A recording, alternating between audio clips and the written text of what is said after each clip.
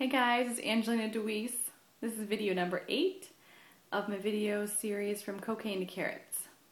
This is my story about how I lost 75 pounds, stopped my destructive habits, including doing cocaine and other drugs, and learned to love myself. And last video, you heard about my hot wing story. Well, as I move on into the journey of my life, one of the next significant stories was a trip that I took to visit my sister.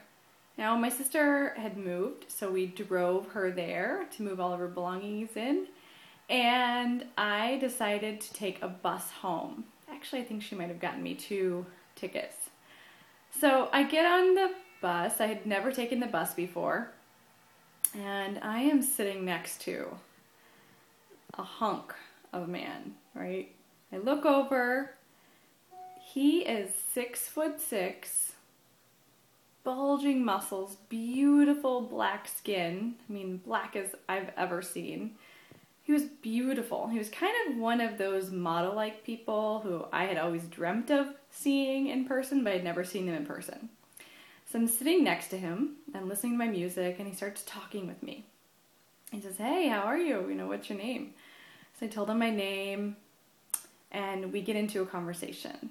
We're talking, and he is so sweet, so lovable, right? Really, really interesting guy.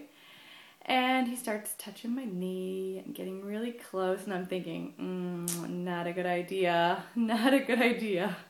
You should definitely stop this. But I had that temptation, in my body and in my brain of wondering, what is this like? What would this be like, having a boyfriend like him? All right, so I am just having fun. We're on a bus ride, no harm done, right? Nothing could possibly happen. We're on the bus. So he says, "Can I take you to lunch at the next bus stop trip?" And I said, "Of course." So we get off the bus, we go to lunch, we're having a great conversation. He's telling me a little bit about himself, where he's from. I'm telling him about myself, where I'm from. And all of a sudden, I look out the window and I see the bus has left. The bus pulled away. And I feel my heart sink. Oh no, what have we done? So we walk back into the Amtrak station and we tell them we just missed our bus. And they start scrambling around to figure out how it is that they can get us on the next bus. Well, they tell us that traffic's really bad. We missed the bus by 20 minutes now. So they can't get us a taxi because the taxi won't make it there in time. They tell us that they can send us on another bus in an hour, which will take us halfway, and then we'll have another bus pick us up and take us the rest of the route. So I thought, that's a great idea. Well, we get on the second bus, going towards the next bus station, which will give us the last ride home. And at this point, we're somewhere in Texas, the northern part of Texas. And I'm thinking to myself, okay, this is going to be fine. Everything's great here. There's no problem, right? Well, we get off the bus and the bus station is completely shut down. It's got graffiti, chains, big, huge locks, and I look around and I'm in a type of city that I'd never been in. I literally hear gunshots every few seconds. I'm very, very happy that I'm with the 6'6" black male in this community that I felt completely scared of, because at least I felt a little bit safe. But I'm thinking to myself, oh my gosh, what are we going to do, right? So we find a hotel that looks close, and I'm thinking to myself, this is not good. You're going to end up in a hotel room with this guy.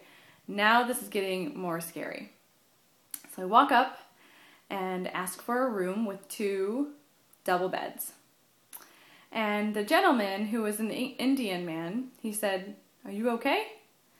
He looks at me and says, "Are you okay?" And I guess he was worried that I was being, kept under my will. And I said, "Yes, I think so." So we're walking towards the bedroom, and I let this gentleman know, there'll be no funny business. You'll be sleeping on your bed, and I'll be sleeping on my bed. And he says, "Oh, yeah, no problem." So we get into the room, close the door, and all of a sudden he starts getting really fresh with me, right? He's pushing me on the bed and he's looking at, wondering what I'm doing. And so I tell him to go take a shower. I said, look, dude, you gotta take a cold shower because nothing's happening between you and I. I don't know what you're trying to do, but nothing's happening between you and I.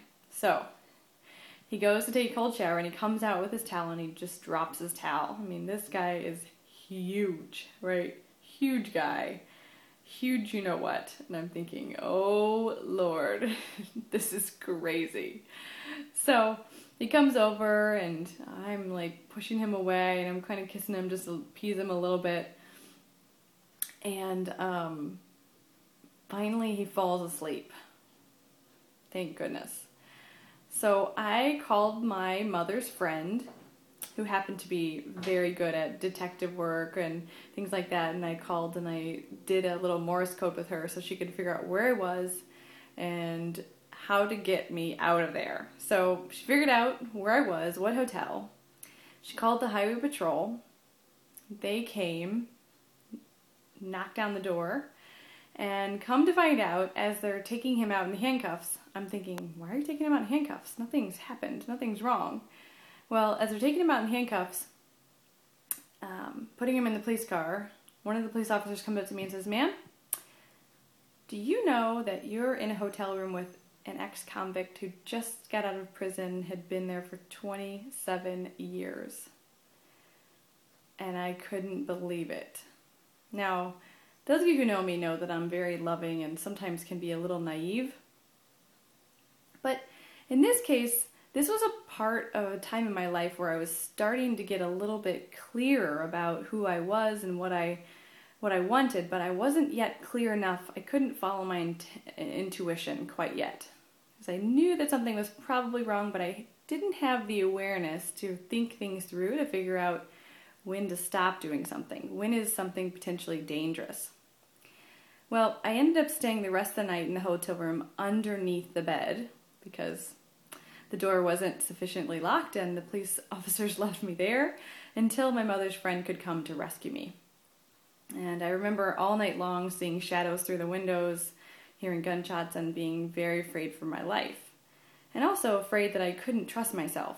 You know, if I had made this bad decision, what other bad decisions would I have made in my life?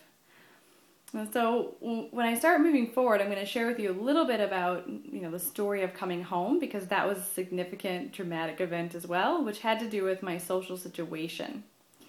So as you can see, there were all these events, these very sort of, I guess you'd call them serious events.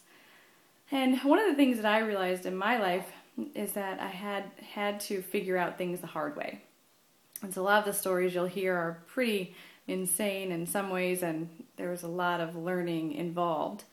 And we're about to go into what are the tools that I use to pull myself out of these places, of these dark places where I couldn't trust myself and I couldn't find my voice. So stay tuned for the next video. I'll be sharing with you a bit about what happens next. Take care. Thanks for watching.